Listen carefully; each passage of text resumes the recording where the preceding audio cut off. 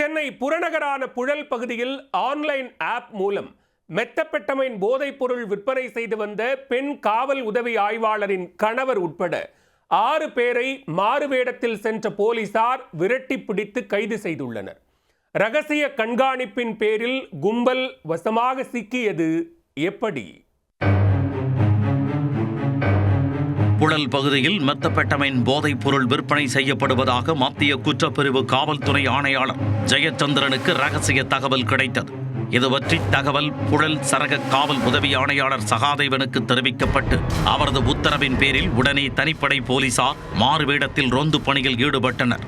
அப்போது பாடி மேம்பாலம் அருகில் இளைஞர்கள் சிலர் போதைப் பொருள் பொட்டலம் விற்பது தெரிய வந்தது. போதைப் பொருள் வாங்குவதைப் போல் சென்ற போலீசாரை அடையாளம் கண்ட குற்றவாளிகள் தப்பித்து ஓடிவிட்டனர்.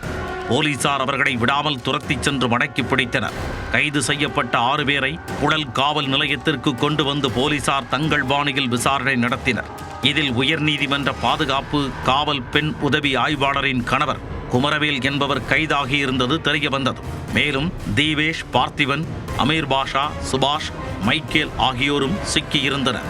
இவர்கள் ஆன்லைன் ஆப் மூலம் கல்லூரி மாணவர்கள் மற்றும் வாடிக்கையாளர்களுக்கு விற்பனை செய்து வந்தது தெரிய வந்தது. இவர்களிடமிருந்து 3 கிராம் மெத்தப்பெட்டமைனை போலீசார் பறிமுதல் செய்தனர். கைது செய்யப்பட்ட 6 பேரையும் நீதிமன்றத்தில் ஆஜர்படுத்தி சிறையில் அடைத்தனர். பெண் காவல் உதவி ஆய்வாளரின் கணவர் இந்த குற்ற சம்பவத்தில் முக்கிய அங்கம் வகித்தது குறிப்பிடத்தக்கது.